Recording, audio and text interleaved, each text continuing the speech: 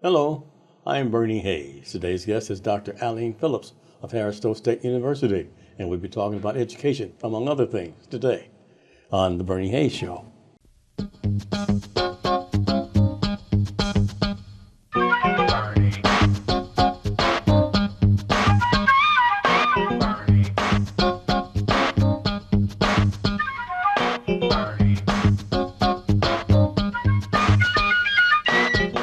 And welcome back. I'm Bernie Hayes. My guest is Dr. Aline Phillips of Harris-Stowe State University. Dr. Phillips, welcome. Good morning. How are you? Oh, such a nice to see you here. It's a great day to be a Hornet. It's a great day to be a Hornet. Absolutely. That's the symbol of Harris-Stowe State University. That is the mascot. Our mascot. That's correct. That's correct. Education. Everybody knows Dr. Aline Phillips in education. And the church community also. Every place I go, somebody says, hey, you're a church member. Yeah. So there'll be a lot to talk about, Dr. That's Phillips. Exciting to hear. Thank you for sharing that with me this morning. That's the truth. Yeah. Well, I've been an educator for over 30 years, and I attribute all of that to Harris-Stowe State University. I'm a graduate of Harris-Stowe State College in 1988. Really? Yes, so I've always been intrigued by education. By education, as well as just motivated by educators in general. Well, you're from a principal and everything, right? I mean, you absolutely. So I've taken different steps. I've been in the classroom, developed gifted education programs, did grant writing in the Ferguson-Florissant School District, and retired as an elementary school principal from Ferguson-Florissant. Ferguson-Florissant. Dr. John Wright. He was my superintendent when I was hired in, superintendent of personnel. So a very personal friend. Absolutely a great person. Yes, he is. Tell us about why you chose education, Dr. Phillips. I just believe I come from a family of educators. So my grandmother was an educator in the South. But here in St. Louis, my Aunt Sarah Scroggins was an educator. And she was very well known for reading and the reading clinic. She was responsible for me as a little person receiving all of these wonderful teacher edition books. So I used to have school at home, and all the dials in the house were my children in my classroom. But it's a love for learning, a love for reading, and I've just always enjoyed interacting with children, with young children, young people. So elementary education was in my blood. That's great. You're the provost at Harris-Stowe State University, and tell us what that entails and what department you're over. So at Harris-Stowe, I do serve as an assistant provost. I am the assistant provost for retention and student success. What does that mean? So that's the focus of retaining students at the university, helping students be successful by providing supports, wraparound supports, be it tutoring, academic resources, academic advising. So the departments under my umbrella include the Academic Success Department, where students go in for academic coaching and receive that support for registering for courses. The Career Engagement Division is under my department, as well as TRIO Support Services. Persistence and Completion is under my umbrella, where we try to attract students who might have stopped out and they want to come back to college, whether they stopped out at Harris-Stowe or in other places. We're trying to grab them back in. So we have a Persistence and Completion department. Our Academic Engagement department, which works with first-year students, first-year experiences, and our bridge programming are also under my umbrella. In addition to the Registrar's Office, Academic Resource Center, I might have mentioned that earlier.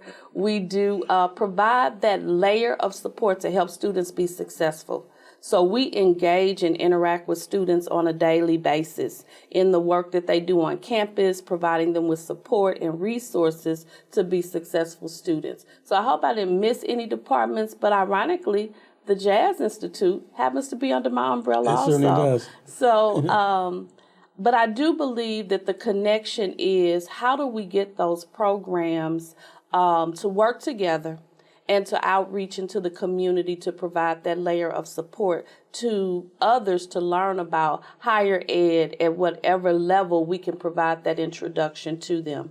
I mentioned the departments on campus that I work through, but we also work with dual enrollment programming as well. So we're really expanding our dual enrollment opportunities for our area high school students.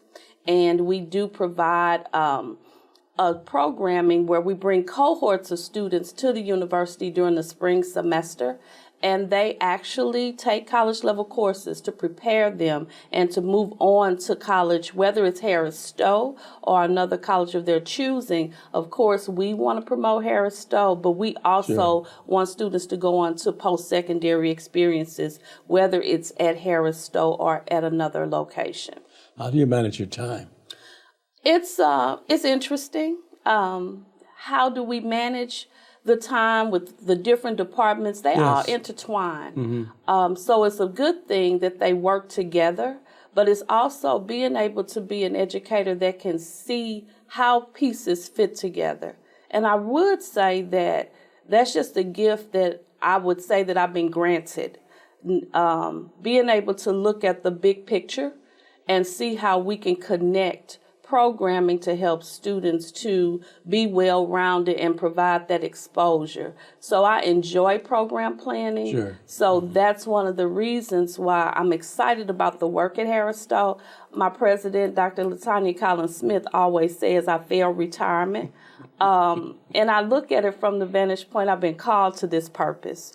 So higher ed takes me above the K-12 level, but that experience that I gained in K-12 helps me to help students move to the next level in higher education. And having that understanding of what students might come to Harris-Stowe or any higher level institution, secondary or post-secondary institution, what deficits they have, being able to really help students understand how you can navigate what's next after high school. And understanding the disconnect right now, especially coming out of a pandemic, what are some of the things that our students might be lacking from an educational standpoint, being able to provide those resources and work with school districts to say, let's develop a roadmap for students so that we can help fill the gaps and the voids that they might have missed out on during the pandemic. You also just came back on campus at Harris-Stowe State University. You were leading satellite facility too, were you not? We were at one time, but we have brought those resources back to the main campus. So I mentioned the department, the persistence and completion department is now really focusing on students who've stopped out, who want to come back to college and get their degrees or finish out their degrees. So one of our staff members who was at the other satellite center is now on the main campus leading that charge, Miss Sarita Sidnor. Her background with career engagement and development and really working with adult learners is a strength to us. So President Collins-Smith looked at it as an opportunity to take those resources and really focus in on how to enhance the offerings already available and existing on the main campus. This is wonderful. I'm just amazed at how interested you are in the job that you have at Harris-Stowe State University. You have quite a diverse campus also, right? Diverse community. We do. You recruit from all over? So Harris-Stowe has really reached out over the last several years, not only to recruit students locally, because everybody knows Harris-Stowe as the only HBCU in St. Louis, but we've also expanded and we pull students from all over. So we have international students that come. Many of them are a part of our athletics department. However, but students are coming to us from Memphis. Students are coming in from Michigan. We have students from California, Iowa. The landscape has changed since I was a student at Harris-Stowe. So we have a diverse population, but those students come and take advantage of our resources here in St. Louis, and they are helping to let everyone know what we have to offer on our campus. Because sometimes when things are in your own backyard, you don't look at it as an exciting experience, right? And so we have students that come to us from other places, and they really enhance the campus, and they really connect with the students that are here and the resources that we have, and they have really taken us to another level. So I'm excited about the growth. Great. Dr. Aline Phillips, Provost, Harris-Stowe State University is our guest, and then we'll be right back after this break. Will you help New Life Evangelistic Center get back into 1411 Locust Street? Your tax-deductible gifts are urgently needed at this particular time, and there's many different ways that we're working to get back in that facility.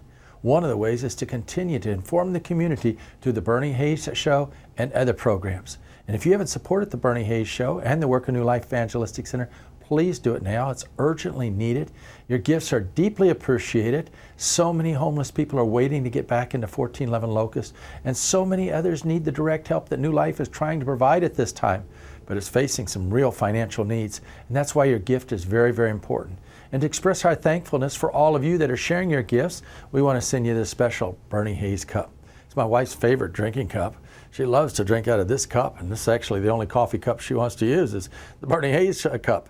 There's something very special about this cup, and we'll send it to each one of you that share a gift of $25 or more with the New Life Evangelistic Center and ask for your Bernie Hayes cup.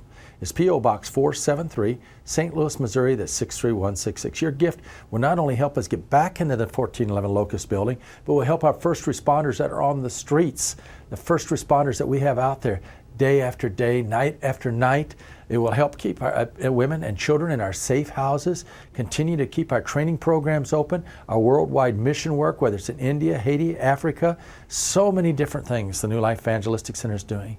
In addition to NLEC TV, tell your family and friends about it. Put it on your phone. Put on your get that phone app on all your friends' phones so that they can all see the Bernie Hayes Show or go to 24.2. It's your prayers and gifts that make all of this possible. I thank God for those of you who continue to pray for the reopening of 1411 Locust and the work of New Life Evangelistic Center. There's so many obstacles we're facing as we try to help the homeless, but we're going to continue to give it to God. We're going to continue to pray. We're going to continue to work, but we need you to partner with us. So again, it's New Life Evangelistic Center, P.O. Box 473, St. Louis, Missouri, that's 63166. I thank God for each one of you that are praying, caring, and sharing. Welcome back. I'm Bernie Hayes. My guest is Dr. Aline Phillips, Provost, Harris-Stowe State University. Dr. Phillips, you also mentioned that HBCU. What is an HBCU, and is St. Louis the only one in this area? So an HBCU, the acronym, Historically Black Colleges and Universities. Okay. Harris-Stowe is the only one in St. Louis, but we're one of two in the state of Missouri. Yeah, where is the other one? Jefferson City? Jefferson City, Lincoln University. So HBCUs have a very prominent place in the Black community in terms of educating Black students for decades, hundreds of years. Harris-Stowe has a 165-year rich or 66-year rich history. But we started out as a segregated institution, a college for Black Harris teachers. and Stowe. Absolutely. Okay. And then when they merged, they became the Historically Black College and University. Under Dr. Givens's leadership, he was instrumental in getting that legislation. We're one of the last HBCUs to receive that designation. Dr. Henry Givens. Yes, absolutely. So when I was a student at Harris-Stowe, I had the opportunity to be a student while he was president at the university. So I know he and Senator Jed Banks were very instrumental in making that an HBCU and actually elevating it to university status. Absolutely. And a state college as well. I believe when I came on the scene, we became a part of the state system. Okay. So I can remember hearing administrators talk a lot about, the state system, and Harris-Stowe's a part of the state system. I didn't hear so much about the HBCU status because that probably happened maybe a year after I left or was designated right before. However, it's a big deal now. Yeah. And students across the state and in the city now are looking at Harris-Stowe through a different lens. We have a partnership with KIPP Kansas City, and those students are coming to us. They came last summer for a week, and we're hoping to bring them back this summer for a week-long experience to really explore our campus. And our campus is growing significantly, as you know, because we've now opened up the Vashon Community Center, which is reopening as the Jazz Institute at the Vashon Center, as well as the Black Radio Hall of Fame. So in addition to that, if you come on our campus, anybody who visits Harris-Stowe, you're in for a treat. When people come to St. Louis and they visit our campus for the first time, they often say, this is a beautiful campus. We sit right in Midtown. So depending on how you position yourself, you can look out and see the arch to the east, and then you can look out to the west and you can see the steeples of the church that are right across on St. Louis University's campus. So we're in a historic spot.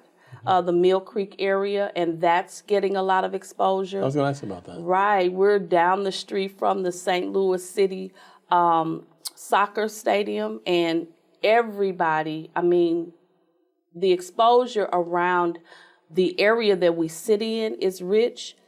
And not to mention that we have, what is that? A Negro League baseball field that our students get to play on. For the Vashon Rec Center, Right. and they was going to house not only the National Black Radio Hall of Fame and the Wolf Chess Institute. I also understand that Congressman Clay's papers will be there, and Frankie Muse Freeman's papers. Right. So we have a and lot Dr. of Gibbons, history. Yeah, and Dr. Gibbons' papers. Absolutely. Yeah. A lot of history. I say that we're sitting on a gold mine. Even as you talk about the rich history of Harris-Stowe State University, just to look at the landscape and where we sit and the history that sits in that space, just to educate people on where we are and how prevalent and prominent our area is and our location is to the history of this area is amazing. Well, that used to be Vashon High School. Absolutely. And which was part of Mill Creek. The And Mill Creek Valley, so right. Harris-Stowe State University now is revitalizing that area, I understand. Very much so. And I even sit in amazement many days. In fact, my husband and I attended Harris-Stowe, and that's where we met. We were there this weekend for the inaugural events, and he happened to be sitting there in the dining hall. And I looked at him and I said, now, when we were students here, where would we be sitting? And we kind of chuckled because we probably would have been sitting in someone's kitchen. Yeah. Living room, because there actually was a Laclede Town housing project that was there at that time. And so we're just amazed when we sit out and just look at what's there now compared to what it was 30 years ago. Operation Breakthrough was called. Absolutely. Yeah, Laclede Town. That's a very historic area. And there's so much history that people who went to Vashon and grew up in the Mill Creek area are so proud of that. Just people talk about the Ville and so forth and other places, but Mill Creek, I understand, was very, very important. Very important to the history. Many of the churches that existed in that area have moved, and I happened to. I was not a resident of the Mill Creek area. However, I attend a church now, Mercy Seat Missionary Baptist Church, that was in the Mill Creek location. So Vivian Gibson's book, The Last Children of Mill Creek, she mentions and references the march from Mercy Seat Missionary Baptist Church to its current location on Washington Avenue in the book. And it's just amazing the history that's in that book that talks about that area. And just to be able to sit in those spaces and say, wow, you hear the stories. When we had the ribbon cutting for the Vashon Center, and to hear Neil Westbrooks talk about his dad being the boxing coach at the Vashon Center. And I was talking to somebody not even connected to the event, but they were able to say, oh, yeah, Mr. Westbrooks taught me boxing after I met Neil Westbrooks. Wow. And just the history that the people that grew up in the community, how they reverenced that area. Now, I grew up in the Wold area, so Sherman Park was the area that I grew up in. And there are lots of people that have that same memory at the events that take place at the Wold Center. But it's just that connectivity to community centers and the presence that they had in the lives of children and youth and families when they were growing up. We had things to do in our community, so you didn't have to go far from home. It was self-inclusive. It was very inclusive and connected. Community was huge. And we really need to get back to that and exploring how do we really develop and enhance our community so that people have that pride that sense of pride that they have. And that pride that we're speaking of is the pride that we have on our campus at Harris-Stowe. Yeah. Norman Say, Clark Terry, Doug Eason, all these are Vashonites, people who went to Vashon. They're very, very proud of that.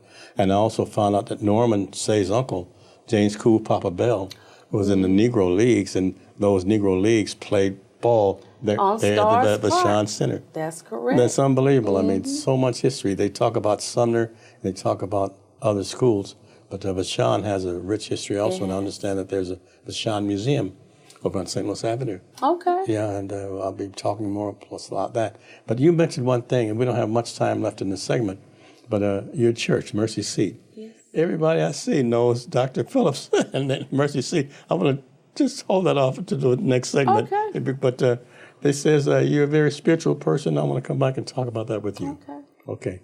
And we're the New Life Evangelistic Center. We're 2428 Woodson Road in Overland, Missouri. And Reverend Larry Rice has been helping those in need for more than 50 years. And those who are homeless, those who are unhoused, he's been just a godsend to them. We'll be back with Dr. Aline Phillips of Harris-Stowe State University after this. Around the world, inflation is rising at a historic rate. We are struggling, and we're sure you are too. During this time, it reminds me of the early church in Macedonia. Paul describes how these churches were severely afflicted in 2 Corinthians chapter 8. Verse 1, he says, "We want you to know, brothers, about the grace of God that has been given among the churches of Macedonia. For in a severe test of affliction, their abundance of joy and their extreme poverty have overflowed in a wealth of generosity on their part." It's verse 1 and 2 of chapter 8 in 2 Corinthians. This church was experiencing massive affliction. And not only that, they were incredibly impoverished. And yet God graciously gave them far more that they could ever have because they wanted to serve the church in Jerusalem. Right now, you have an opportunity to get involved in the work of New Life Evangelistic Center, to heal the hearts of broken people on the streets of St. Louis and throughout Missouri. You can make a big difference today. We know that things are really tough right now. We know that that everyone is struggling. And yet, by God's grace, by His lavish goodness, you can be a part of making difference today. Please consider to give to New Life. Our subject for today is Dr. Henry Gibbons, who was born in St. Louis in 1931. His name became synonymous with Harris-Stowe, the college he rescued, transformed, and nurtured, and led for more than 3 decades. He grew up in the Ville, once the city's Black Cultural Center. He graduated from Sumner High School in 1950, and in 1954, Gibbons graduated from Lincoln University in Jefferson City. After leaving Lincoln, Gibbons became teaching at the Old Douglas School in Webster Groves. He became principal in 1967. He earned a master's degree in education at the University of Illinois Urbana and a doctorate in urban education and school administration at St. Louis University. In 1973, Gibbons became the first African-American assistant commissioner of Missouri's Department of Education. He led the commission to accept the job as president of Harris-Stowe State College in 1979. He died Tuesday, July 20th, 2021, at the age of 90. Are you feeling down and out? I want to encourage you to experience hope in God's creation. How you can go for a walk in a local park or in the woods or even along the ocean and experience hope at this time. It's all outlined for you in this free book that I'll send you if you just write me and request such. You can write me Larry Rice, P.O. Box 473, St. Louis, Missouri, that's 63166, and request your book, Experiencing Hope in God's Creation, or call us at 314-421-3020.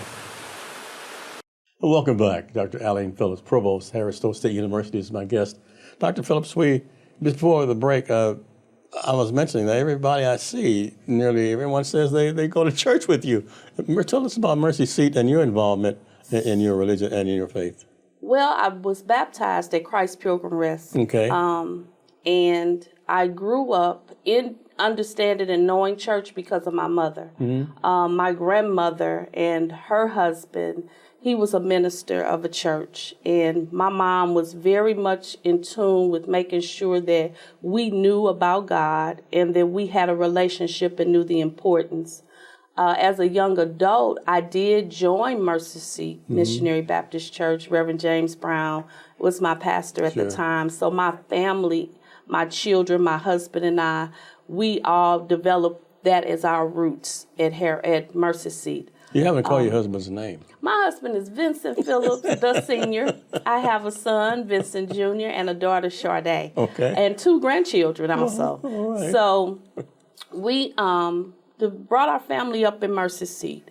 And right now, being in Mercy Seat, we're looking for a pastor. So the biggest piece for me now is being a part of the search committee at Mercy Seat. Okay. So if anybody's talking about me now, it might just be because I'm on the Mercy Seat pastoral search committee. But I believe in God, in Christ, and what He's done in my life. And that's sincerely important to me and my family, being rooted. Making sure that we make time and a presence for the work that God has for us to do. Some people work in the church. I believe God called me to work outside the church. So I take what I learned in church and I apply it to my work life, because everybody has a calling and you have to know your calling and you have to answer to it. So right now, I don't do anything in my life without seeking guidance and constant prayer, I assume. And prayer, constant prayer. So even being in, and I get a little teary about this because it's personal, right? Sure. But the work that I do now is because I've been called. I'm not in control. It's okay. I'm not in control of anything that I'm doing. I ask. You're a servant. He directs me, and I have to answer. You're a servant. So, yeah, absolutely. Okay. How can one reach you, Dr. Phillips? I mean, you oversee so many different programs at Harris-Stowe State University. I'm sure someone wants to get more information. How can they reach you? So that's the easy part. Okay. There's one phone line that reaches me directly, and it's 314-340-3644. It's my direct line. Email address, Phillips, the letter A, at hssu.edu. But anything related to returning adults to Harris-Stowe, if you have students that want early college preparation, I can be the connector to help make some things happen. If you're looking for middle school programming right now, we have our Verizon STEM Achievers program this summer. We have a few slots left, about 20 slots left this summer for rising 6th, 7th, and 8th grade students. Wow. Free of charge. We're doing a 4-week program that will start July 10th and run through August 4th for middle schoolers, 6th, 7th, and 8th graders. Give me a call at Harris-Stowe and let's talk about how we can get students registered for those slots that are still open.